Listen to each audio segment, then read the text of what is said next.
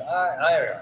So next week, what will effectively there's 16 of us. We're probably going to have somewhere between 20 and 24 stations.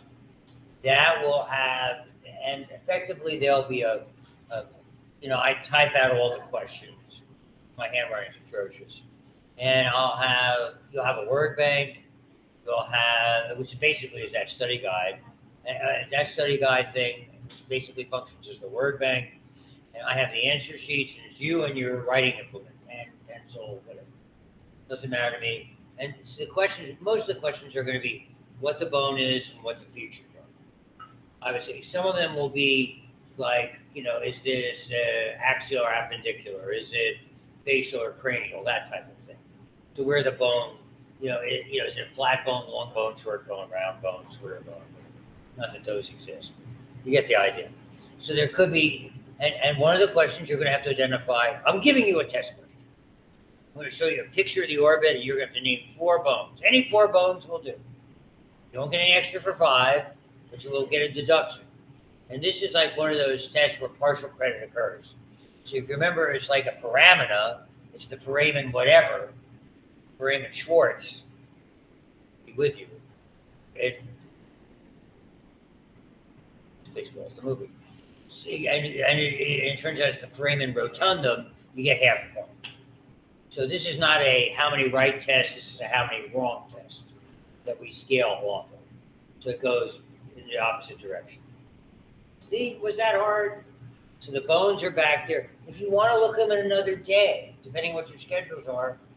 I mean, I'm here tomorrow. I'm only here limitedly on Tuesday, but Wednesday I'll be here for the day, and I have a lab, and the lab's relatively open Wednesday.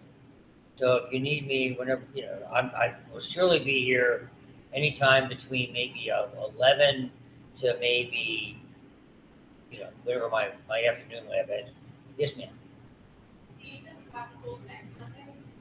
Is that all right? You want to make it 2 Wednesdays? I'll make it 2 Wednesdays. I'm easy. Wait, okay, next Monday, sorry. Next Monday. All right. You want to make it a week from Monday? That's fine too.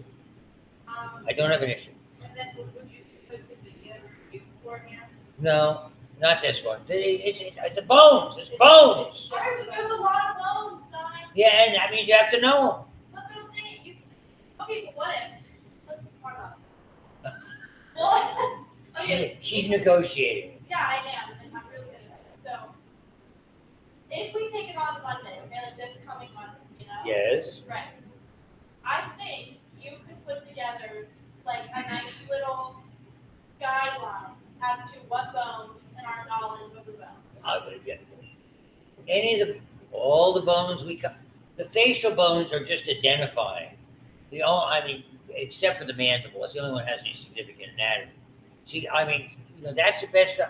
Basically, if you want me to make it'll be like a paragraph or 2. That's the extent of it. It's not a lot that you can say. Sooner or later, you got to memorize the names of bones and Well, features. yeah, and we will. But I think we need that little paragraph. I'll consider. I'll take that under advisement.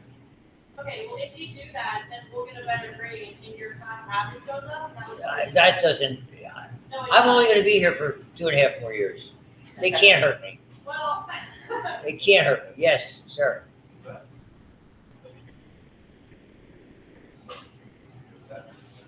Yeah. Yeah.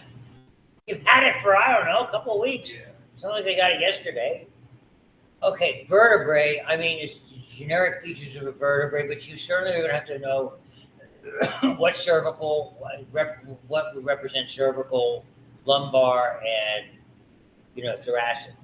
And you certainly know your sacrum from a home. Trying to be clever, but it didn't work out. no, it didn't.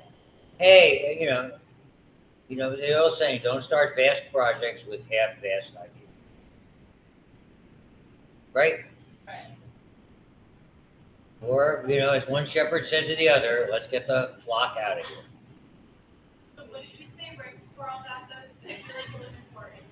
The thoracic, the lumbar. So you'll know thoracic, lumbar, you'll be able to distinguish general features of vertebrae and specifically the region that they come from. And it's very straightforward.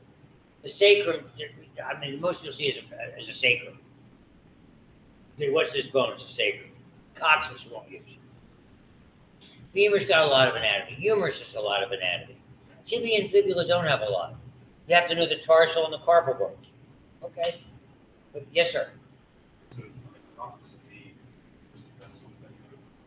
Say again. Like it's not on the nerves of the vessels. No. That's the next one is the next test we do is nerves and heart. And the last one we do for the final here is like everything else, which is really respiratory, digestive, urinary, and reflux. Okay. And they're all basically the same. They're effectively labeling exercise. The bones one, and there'll be a couple of joint questions. Pardon me. You'll certainly know there's going to be a knee joint on there. Okay? I mean, the only ones that have a significant amount of anatomy, really, to my way of thinking, are knee and shoulder. Okay? You'll be fine. I mean, by and large, you did okay on that, but that may not be the most challenging exam you ever had. It's all right. Wait. It all comes back at physiology so much more challenging. Just, but there's going to be some joints. Yeah, like I said, knee and shoulder. If there's anything else, I'll give you a heads up. Do you want to have it Monday, the 9th or the 16th? 16th is fine. I have to get it. I'll have to come in early and set that up. We're having kids on. I say kids. There's like a high school outreach program that I'm involved in. Dr. Hannah's involved in, which runs like between 10:30 and 12:30. So the only problem with that is my setup time would have to be between 1 and 2, which means we may not start that till maybe 3:30. It may not start exactly at 3. So I mean, from the biology people, I think Dr. Hannah and I are the ones who have committed to helping out with that outreach stuff. And I'll try to tone down the humor to not be too. They're in high school. What possible difference could it be? All right. It's on the 16th. Pardon me? So it's on the 16th now. Yeah, we'll make it the 16th. Perfect. And you're going to type us a little paragraph? Yes, dear. Yeah. Don't wink at me. Why? No, nothing. The 9th is a good day. No, we don't like the 9th. I'll tell you, no, you don't have to have the test there. The 9th is significant because I get to send my sister a birthday greeting. She's going to be 78. Oh, well, happy birthday to your sister. We don't have the exam. Yeah. Great. My sister still weighs what she did in college. Enough to make you sick. It's awful. The two of them, they weigh the same as when they met her first day of freshman year at GW. It's her birthday actually the 9th. October 9th. I'm the 8th. Oh, That's why I'm on Monday. how old are you going to be? 22. Oh, you're already, so you're not doing the pub crawl. Not yet. I'll tell my daughter. There's somewhere where a bar they're hanging out at. They tried to get me tickets. They couldn't for the Stevie Nicks concert. Oh, of course. They went to that. She didn't invite me though. What? She didn't invite me. My sister, no, my daughter. She was going to invite me. She couldn't get the tickets. Don't have children. Remember, don't have children. And I digress. All right, we were already recording, so it's killed 9 minutes. Dead, mort, sleeping with officials. Wait, don't make it scare us. Yeah, because you got in a fraction late, I started by saying, let me do the presentation, then I'll hand out the exams. Then if some people want to look at the bones, they can look at the bones. I just have to get my kid at Camp Bow Wow, which is it's important. He'll be dog tired. Shut up. Okay. Muscles. Nothing big here. They pull, that's all muscles do, they contract. And these are important terms down the road. Agonist means think of that as the major motion, and the antagonist opposed to it.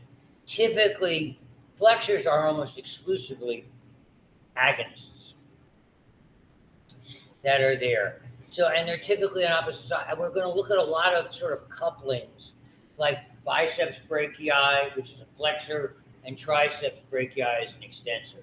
So that one's the prime mover, but we do this a lot more than we do that necessarily. But most of the time, I understand when muscles work, they work together. When you're reaching, when you're pulling something, both those muscles are firing to some extent in concert to generate strength. And it gets, to me, it gets more interesting when we start to see the physiology of it and the recruitment of muscle groups. And I think you'll enjoy. The way I like to do it, because we do it this way, is think of these as building blocks that we can finally assemble into something. You know, it's like that. We sold like a $600 Lego game years ago. My wife found, and up in Kmart in Rochester, was no longer there. I clearance like $75, $600, $800. Some giant Harry Potter monster thing. So synergists work together. So biceps brachii, underneath it is a very big muscle called the brachialis. They're innervated by the same nerve. They work in concert. And fixators are something else. It really creates a base. You'll see some muscles in that stabilize. Remember, the shoulder is inherently not stable. So a lot of muscles will stabilize the shoulder assembly to be able to generate the power. That's a fixator. And they're just giving you some idea where they are, like a flexor. This is pectoralis major. Major muscle, breast overlies it. It inserts. Why it is not part of the rotator cuff, it does not insert on the head of the humerus, it inserts on the shaft. But it's anterior, inserts on the shaft, and so your arm's going to go forward. It flexes it on your torso. That's kind of what they're trying to demonstrate there. So it's almost, and these are two muscles that oppose each other. We always consider in tandem. This is latissimus dorsi. It's huge. It rises posteriorly. It also inserts on the upper portion of the shaft of the humerus. And so that's the opposite. And again, I'm sure I mentioned before, when the Olympics come next year, or you want to watch a pre-Olympic swimming competition, look at the muscles on those athletes. It's just, and you'll see when they're doing the crawl, the standard freestyle, these two are really exact. You can tell somebody who's doing those long X 100-meter things, not so much even the sprinters, obviously. It's remarkable. This is an enormously fleshy muscle, the deltoid. Arises, and basically arise is the wrong term. It's really the wrong term. It's attached posteriorly and laterally to the scapula, involving a lot of the spine of the scapula, and it inserts on, this is an important one to remember, deltoid tuberosity on the lateral aspect of the humerus. And it's such a big muscle and thicker than you think, because most of the time when you're giving somebody an injection, give it in here. It's easy access. People don't have to disrobe or lower their clothing, pants, or that type of thing. So it's very easy access.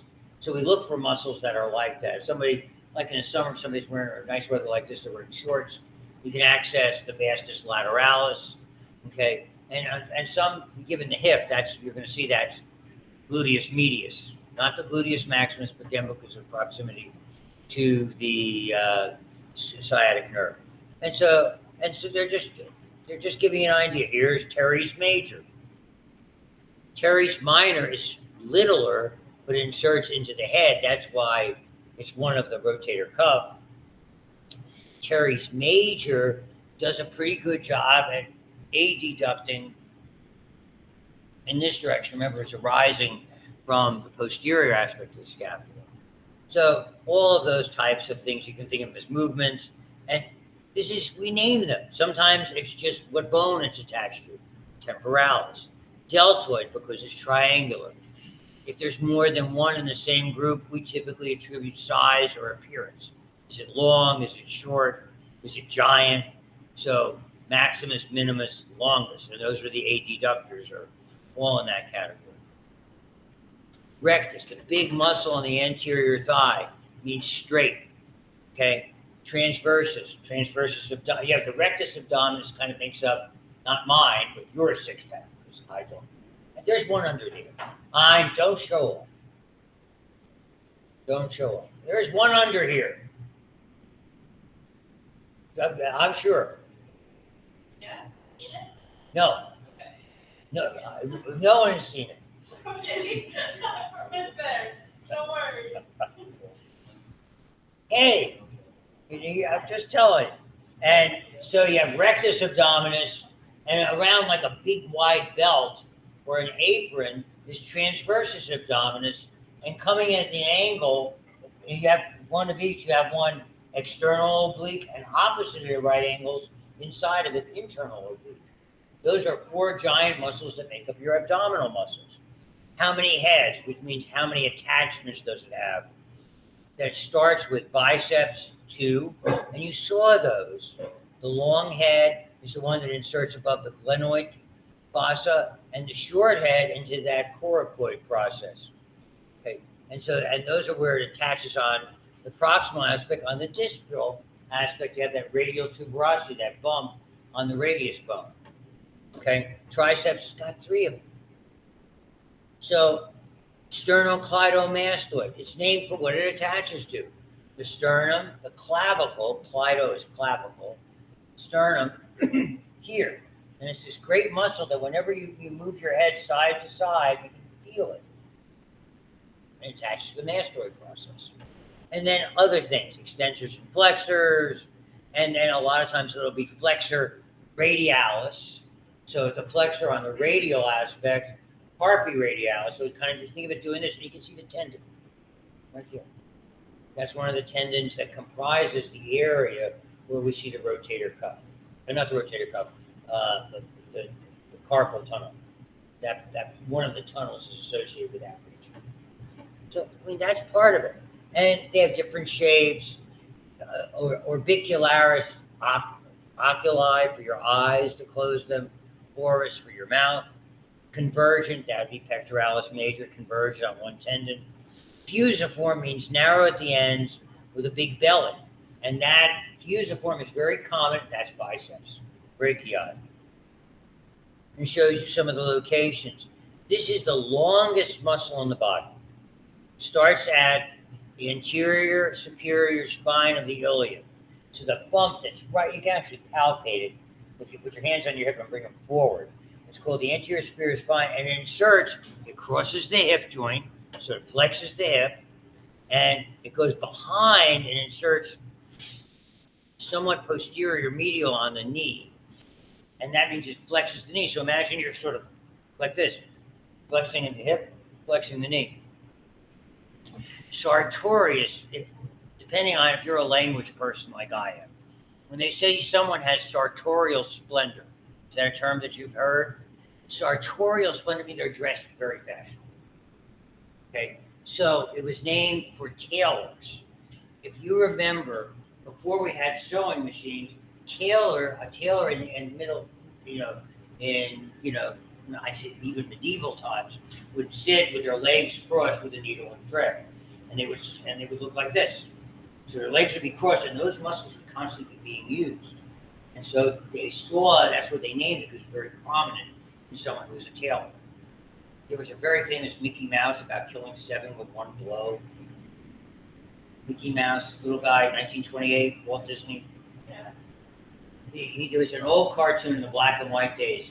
I killed 7 in one blow. Mickey Mouse? Why would Mickey Mouse killing people? No, he didn't kill. They were flies, but people thought he was like some warrior, and the king got him to fight off bad guys. Just don't have a lot of cartoon history. Cartoons were great. I've gone through my own childhood, my children's childhood, and my grandchildren's childhood. They've all had to watch cartoons with me. I don't want to watch them anymore. Too bad, we'll watch them. I'm into that. Uh, so circular, convergent. So they're showing you, and they'll show you some other ones that are there. Parallel, strap-like, that's the sartorius fusiform biceps brachii. Here's the parallel. And then pennant shaped. And it's not, you don't have to remember any of these, but it gives you an idea of how they name them. So they look at the feathers inserting, etc. So you'll see, so here's the deltoid, multi-pennate. So it's got sort of at an angle like that. Unipennate, this helps you lift your toes towards your nose. Extensor digitorum longus. So, and all of those are part of it. So the amount of movement when a muscle shortens is range of motion. Okay, long fibers, more parallel to the long axis, shorten more. Not as so you want, like the sartorius, not an extraordinarily strong muscle. That's there. Comparatively to, let's say, the gastrocnemius, which is one of your big calf muscles.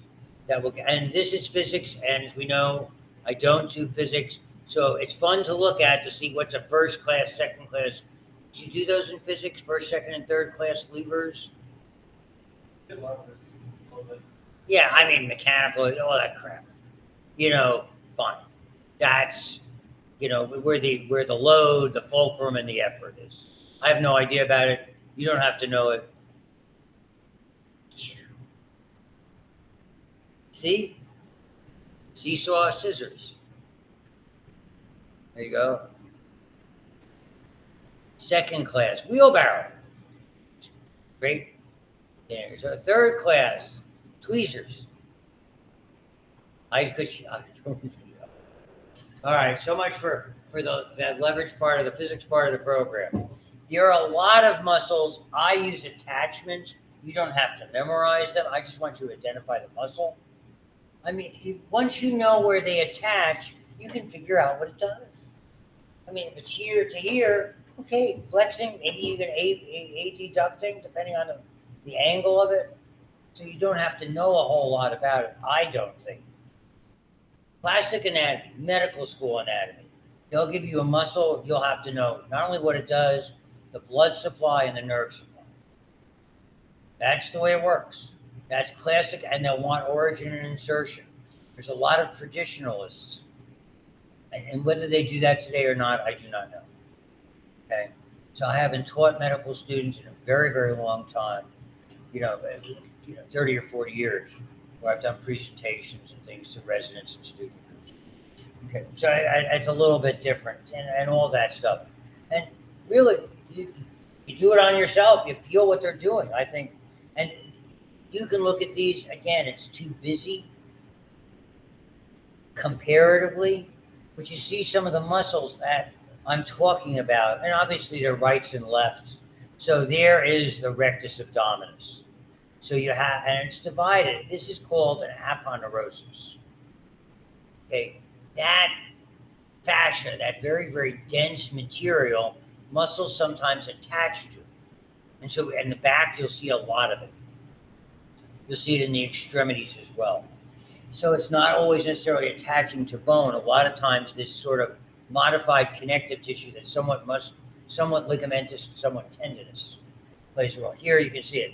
That's called the ligamentum nuchae. And that is where the giant trapezius, named for a trapeze-shaped bone. And you can see here the latissimus dorsi, that area there. And again, that's a continuation of that aponeurosis, or dense fascia. So we'll look at all of these. There's going to be more than we can do, and I'll get tired of, I hate doing it. I'm sorry. You know what they used to say? Honesty is the best policy. So for whatever reason, as the years have gone by, this is the unit I dislike. I love teaching the physiology. The anatomy to me is boring. But why not? So we have muscles of the scalp and muscles of the face. So this, called the epicranius, you have, remember, frontal bone, occipital bone. You have two little muscles on each side, and they're attached to one of these aponeuroses. So let me get to the picture, you'll see it. Here we are. So you have the occipital aspect and the frontal aspect. This is called the epicranius aponeurosis. So it's just a layer of this thick tissue so that when you're wrinkling your brow, you're exerting a pull in the back. So some of those muscles are contracting in the back to help you lift your eye. You know, you'll do that when you go, oh, like that. Love that. So that's one of those classic muscles. So that just to give you an idea. So you can look at these. The most I would do is give you something take home in quiz format because it's an easy way to kind of look at them and then determine which it is. Because I'm not going to sit there and put labels on muscles. I do that in AP1 for the nursing students. They like that.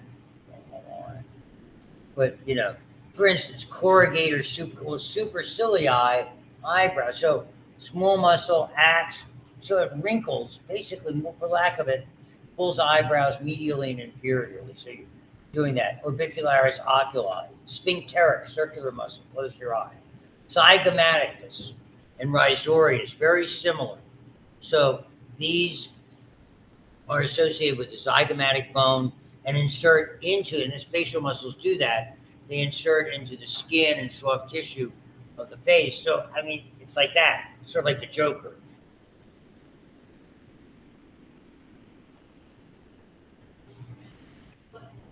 Thank you. Try.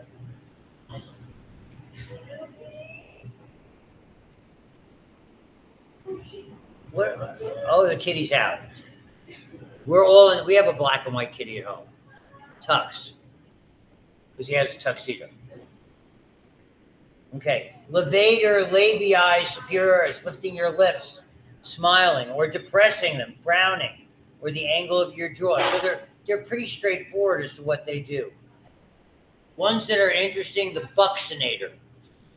A lot of authors think the buccinator is actually, and it's not, a muscle of mastication, a chewing muscle.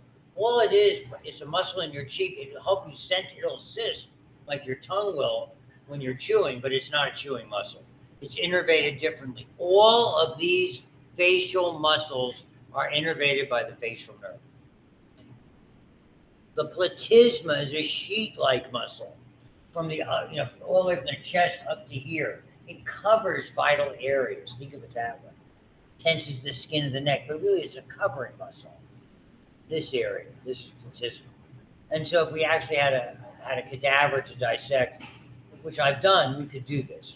But the reason a small school doesn't have it is there's a lot of legalities when someone donates their body for medical research. One, you have to have refrigeration for all these things. There's a lot of documentation. You don't dispose of it. There's like a mass ceremony and burial of whatever. I mean, there's a lot to it.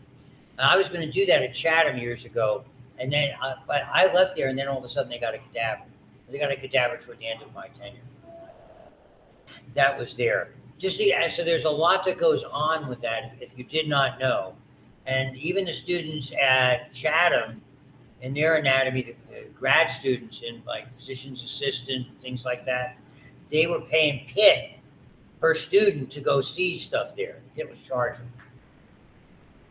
Go figure. And so this is what it looks like schematically. So there, orbicularis oculi. From the zygomaticus, your zygomaticus is major, if it's larger and minor, rhizorius. Just gives you an idea. These are not part of the group. Those are a separate group. 4 of them, the muscles of mastication. That's how you chew. They're innervated, as you will learn, by the fifth branch, by the 5th cranial nerve, by the mandibular branch of the trigeminal nerve, known as V, because we use Roman numerals 3. Okay, so this is temporalis.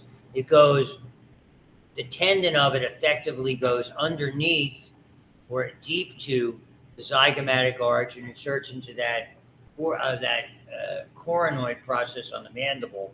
And then you have this area. This is the masseter, very, very powerful. You can see it here. And it takes its origin from, or its upper attachment, from zygomatic arch and inserts into the angle of the jaw.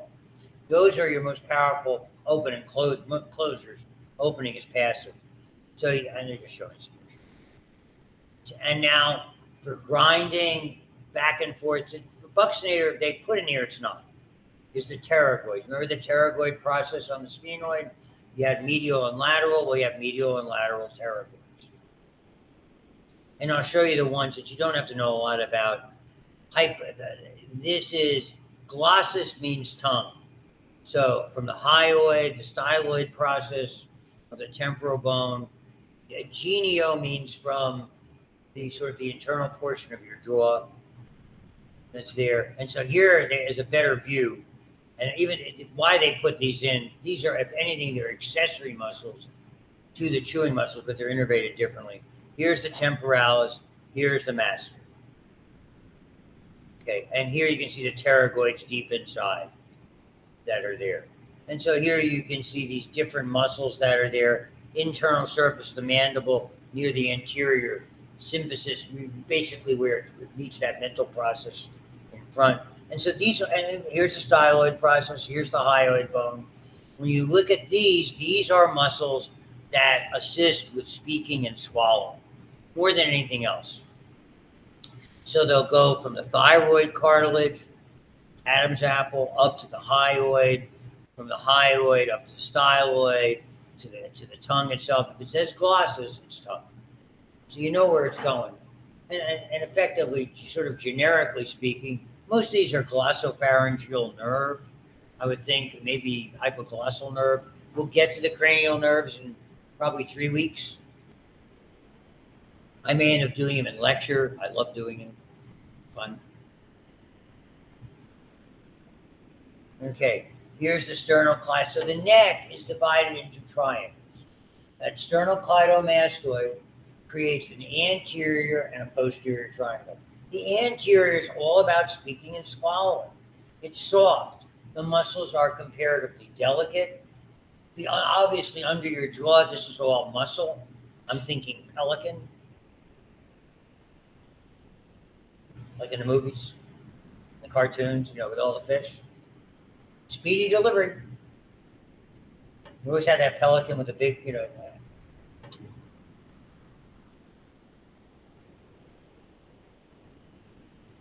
I'm not going to tell you. If you're not nice to me, I will not tell you the real Mr. Rogers story. Fred. Yeah. I said speedy delivery, Mr. McFeely. Okay. Not Chef Brockett, but Mr. McFeely. Help me, please. I'm a stranger in a strange land. So, and you can look through these easily enough. Okay, muscles that sort of the bottom is called digastric. Gastric means stomach or belly. So the digastric is 2. It goes from the mandible, okay, the anterior belly, and the mastoid process, the posterior belly, and they both go around the hyoid bone. So that's kind of like here and then back to here. So they kind of create that undersurface as well. And then you have a variety of these little strap-like muscles that are there. The other thing that really helps you swallow is posterior. The posterior group is about swallowing also, but more about holding the head up. And these are called the pharyngeal constrictors. They're swallowing, superior, middle, and inferior. So they're just showing you this undersurface area again. There's the hyoid. This is the anterior belly. And then back here going toward the mastoid process back that way is the posterior belly. You can see musculature sort of protecting the larynx, protecting the thyroid gland, additional protection from the cartilage itself. And then here you can see the big sternocleidomastoid. You can see the extent of it here, all the way out to the mastoid process.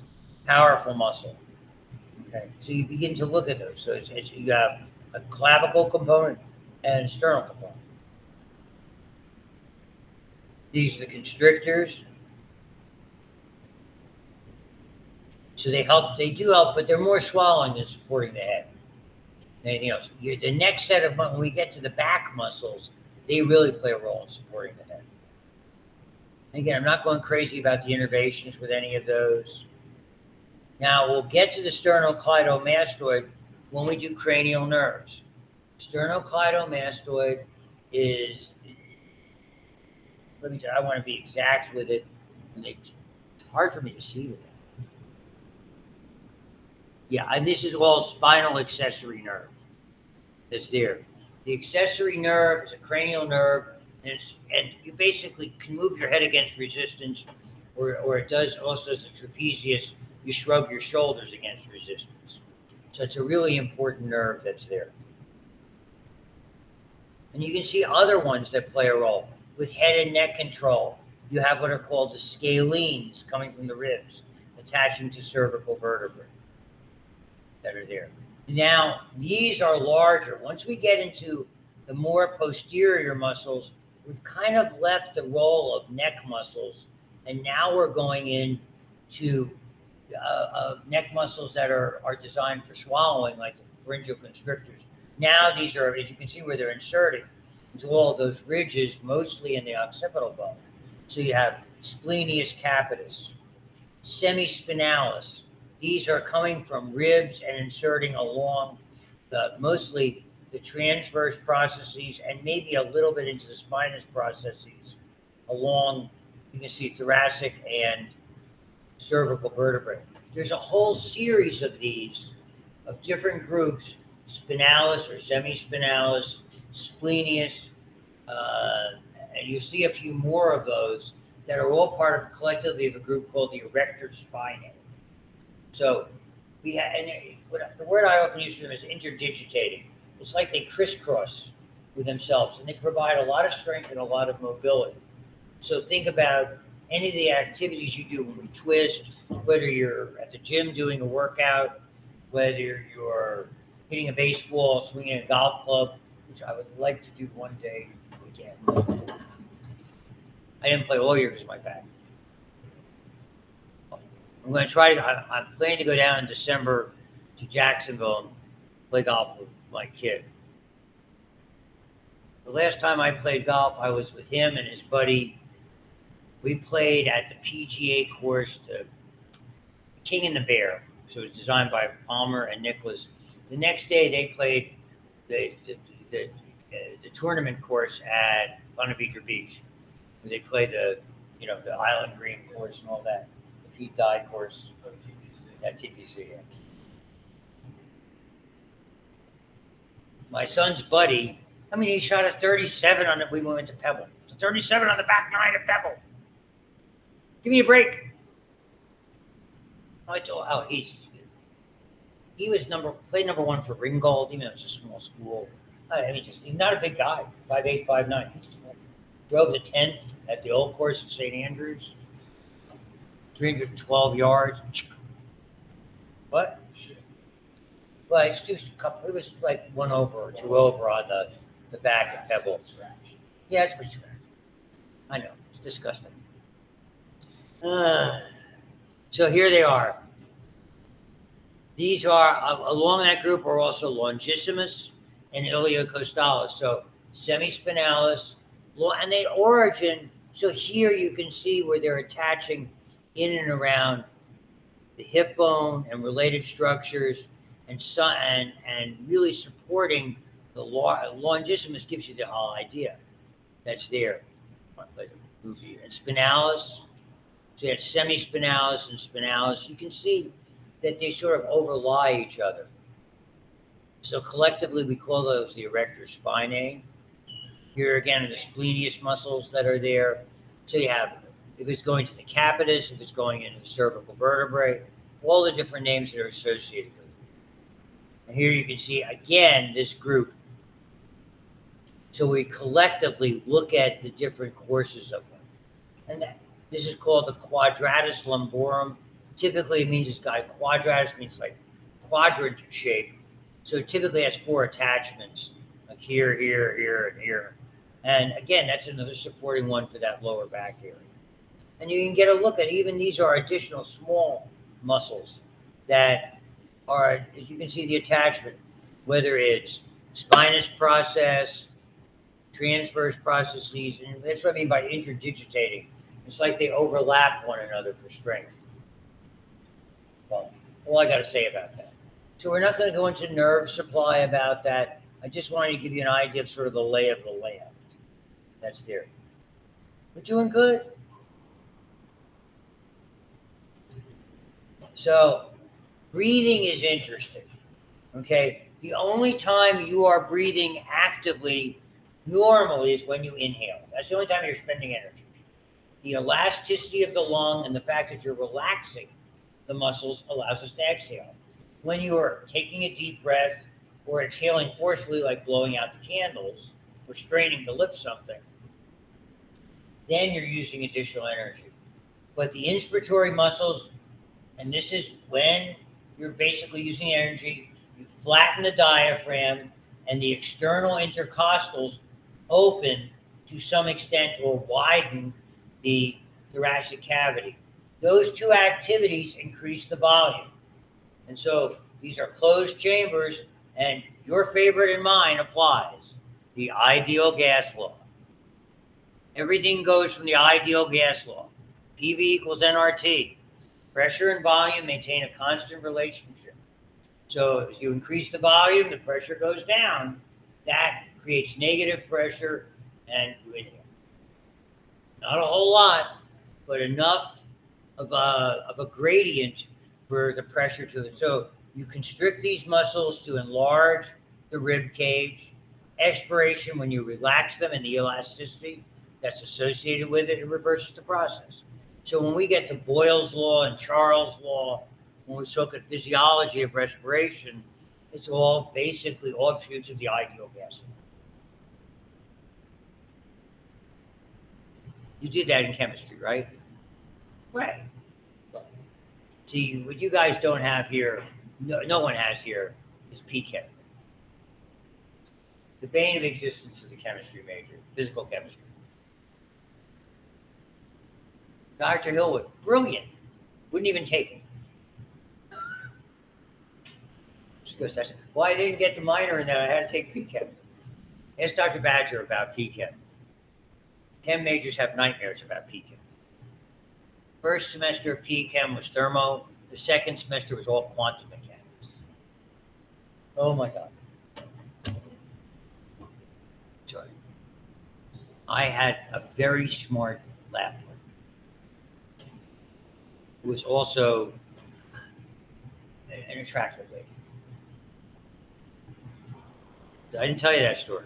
You get an A in both of those? No, I didn't. She might have. I almost failed it. I actually failed the test, the first test in PChem.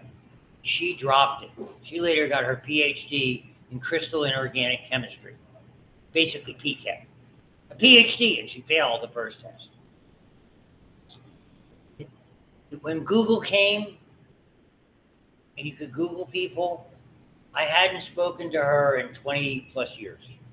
I think since 1977 or maybe 78. And so I Googled her about 2000. What did I come up with? Her obituary. Oh, it's awful. Treasured chair of chemistry department loses long battle with cancer. Leaves husband, and she had a daughter, and teenage daughter. I'm like in tears. What? Yeah, I enjoyed the class. There's a picture of her whenever I find. I got to remember the name of the university or college she was teaching. Moving on. So those are the muscles. Now the internal intercostals, that helps us if we're going to take a deep breath. We only utilize them when we need more oomph. So it's the external intercostals and that powerful muscle, the diaphragm. Here's the diaphragm, dome shaped. It's got 3 openings. One for the vena cava, one for the aorta, and this is one for the esophagus. When you hear somebody with a hiatal hernia, it's right there. So again, they're giving you a picture of it that's there. And now, I mean, these are, you can see you have externals and internals, etc. Abdominal muscles, like I said, forceps, powerful. In sport, you'll see a lot of times in baseball, they'll go out with an oblique tear, a pitcher will happen. Sometimes a baseball swing will do it. A quarterback will do it. We really have had a raft of injuries. A lot of Achilles tendon. Just had another one with a guy, Tre'Davious White from the Bills, probably out with Achilles. Wild. So, rectus abdominis, external obliques, which are the most powerful. The rectus are so distinctive because of the pattern that they make. The internals and the transversus abdominis. So they're all innervated by intercostal nerves.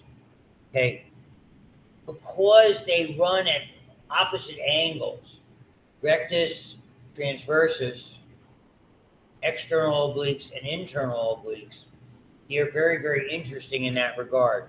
And so they play, and really, when you have a back injury, all those back muscles are very difficult to deal with. So when we rehabilitate with a bad back, okay, we do abdominal, we do crunches, and crunches with weights.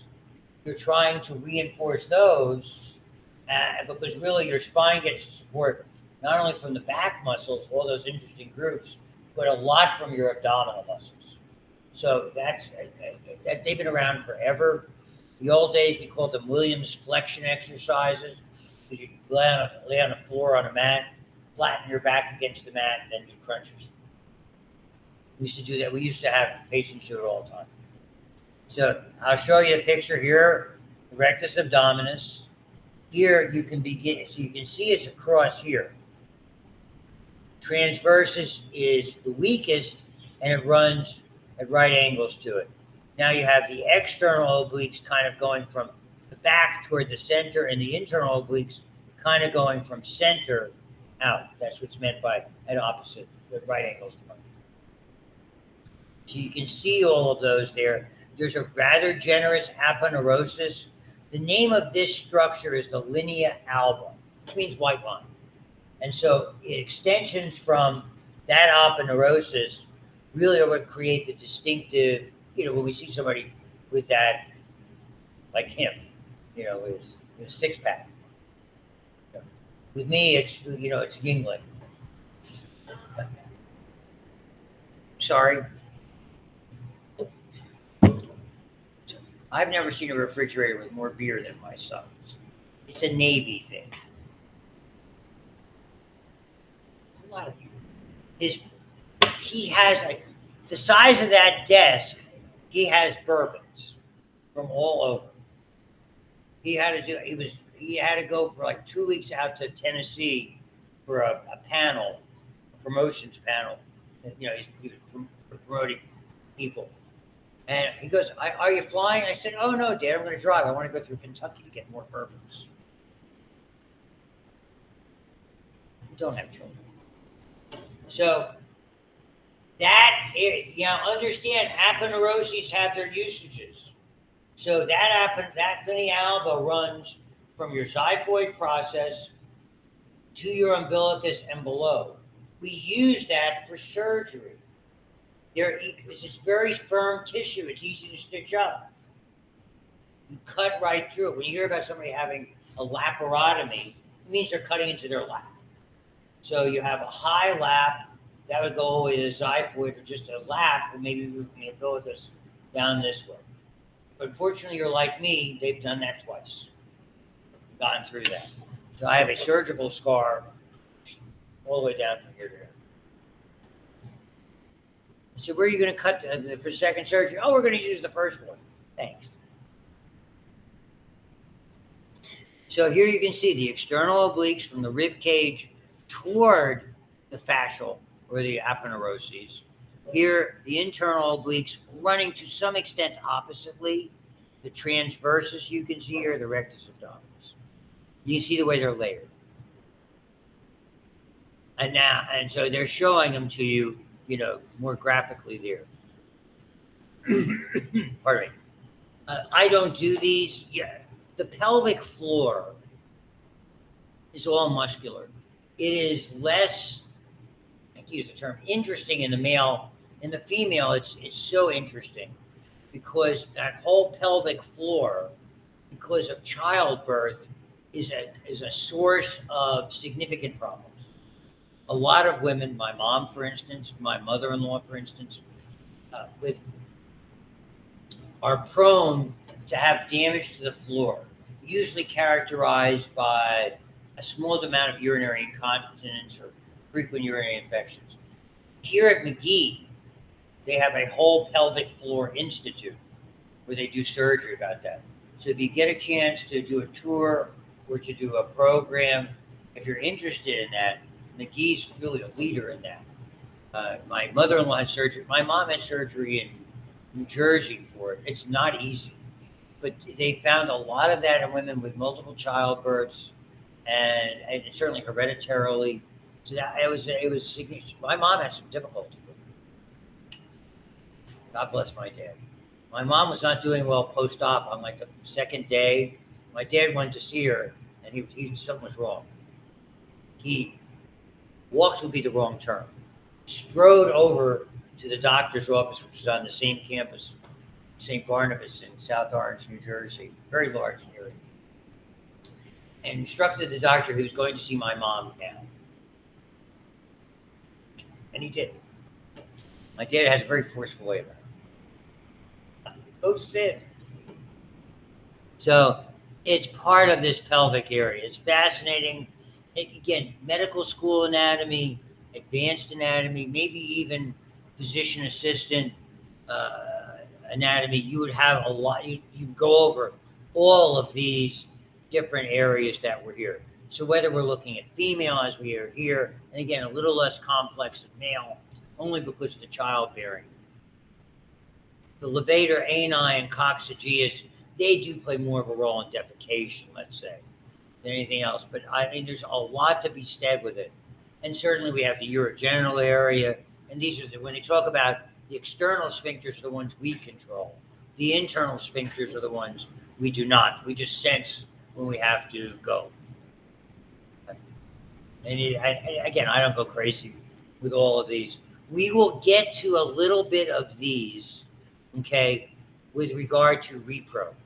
We talk more about the cavernosus and spongiosis in the male, less so in the female, because of the roles they play in reproductive physiology. So some of those are muscles that assist with the whole reproduction and fertilization process. So I mean, I don't want to give you a short shift about it, but there's not a lot else to say. You can see here the very, very large gluteus maximus in both the male and the female, and we can see, the sphincters that are there around the anal orifice. But now these play a role here vis-a-vis the penis, much less so in the female vis-a-vis the process that are there. And we'll get to the corpora cavernosus and spongiosis, which are the organs in the male that fill with blood and maintain the erection, generate and maintain. But that's repro at the end of next term. That are there. Just a little bit more. I'll try to get through this PowerPoint. I don't have a whole lot. So when they talk at muscles, you have to have something you have to stabilize first. So when we look at the arm, these are effectively shoulders, so they're fixators to the scapula, and they do different things associated with the scapula, but either anteriorly or posteriorly. So you have, as you can see here, pectoralis minor, which is under the pectoralis major, serratus anterior, very distinctive. And again, if you've got somebody who works out, or you'll see a muscle model or a fitness model, you'll see that serrated edge both anterior and posterior. And then the subclavius, which is really relatively small, but here we are. So here, this is the pectoralis major is huge over all of these ribs. The minor is playing more of a role into the clavicle and more into the anterior scapula, not so the clavicle, but as a stabilizer of the scapula. And here's serratus anterior, again, probably assisting somewhat with expanding the chest when you're taking a deep breath. that kind of. The subscapularis is from the scapula itself. That's one of the rotator cuff. That's the one in the anterior, but you can see its insertion is into the, what makes it a rotator cuff, it inserts into the head of the humerus, not down in the shaft, like say pectoralis major. Coracobrachialis, coracoid process into the humerus itself, again, assists with flexion. And there's adequate ways. It's just there's not a lot. Here's pectoralis minor, a little bit thicker rather than the digits. Here's serratus anterior, and you can see its insertion into the scapula. So it has that distinctive view in somebody who's very fit. Posteriorly, trapezius, levator scapula. Again, another one that helps with breathing or certain movements. The rhomboids, because they're shaped like a rhombus. Plane geometry, everybody? Love that. What? Like angle, side, side, and there isn't an angle, side, side. Angle, angle, angle. SAS. Angle, side, side. Think what that spells. See, when I was a math major also for a while, we have to have fun with math. I love that stuff. So here we are, trapezius, again, taking some origin from the aponeuroses into the scapula, scapular spine, deltoid from the spine, deltoid tuberosity, along a lot of the thoracic, as well as the aponeurosis, the latissimus dorsi. So you can see the supportive structures that are there. And we're right by it. The levator scapula. So a lot of times we'll do that. We'll try to lift it up for stability, or sometimes we'll lift it up for breathing purposes. It's a real problem for people who have chronic respiratory disease because they really fatigue those muscles trying to breathe. It's very sad to be the word to see that. I mean, it's different. My 97-year-old mother-in-law doesn't use it very often. She has oxygen. But it's there just because of her age more than anything else. And every so often her breathing is troublesome. But I mean, for folks who have to carry around that oxygen bottle, we see them at every grocery store, place we go, that's very bad. So just saying, here's a rhomboid minor, means there's a major, a larger one, that play a role with it. That was very good. Now, sorry, applause is not necessary. We'll come back to this, okay, with C. And again, there's a little bit more. We're almost done. This is, again, we did pectoralis major, latissimus dorsi, deltoid. I'll do the rotator cuff, and I promise that's it. 4 muscles. The only one that's anterior, subscapularis. Remember, and you have to know these for the exam, supraspinous fossa, infraspinous fossa, subscapular fossa. For the bones, these are all muscles that come from, the only one that really doesn't is the teres minor, okay, that you will see. And I'll just show them to you. Pectoralis major anteriorly, so technically on the arm, deltoid, so abducting the arm like that. You can see them fairly well. We'll skip this. We'll do the extremities next time. The biceps brachii. And I just want to show, okay, subscapular fossa to the head of the femur, the only part anterior support. Notice the bones, posterior, the bones, superior, but as you can see, medial, anterior, and inferior, that's the structural weak point. Based on that, supraspinatus, supraspinous fossa, top of the head of the humerus. Infraspinatus, infraspinous fossa, posterior humerus. And then they'll give you teres minor, that's here, lateral border of the dorsal scapular surface to the greater tubercle of the humerus, inferior to the infraspinatus. So here you can see that lateral edge. Yeah, so those 3 muscles, here, here, and here, posterior rotator cuff. So you down the road, you'll need to know all of those. And the only thing they're showing you here you have the common insertion into the olecranon process of the ulna with sort of a combined insertion of the triceps. So you have a central head, a lateral head, and a medial head. So you have a long head, a lateral, and a medial head that make up this very, very big muscle. All right, enough of listening to me.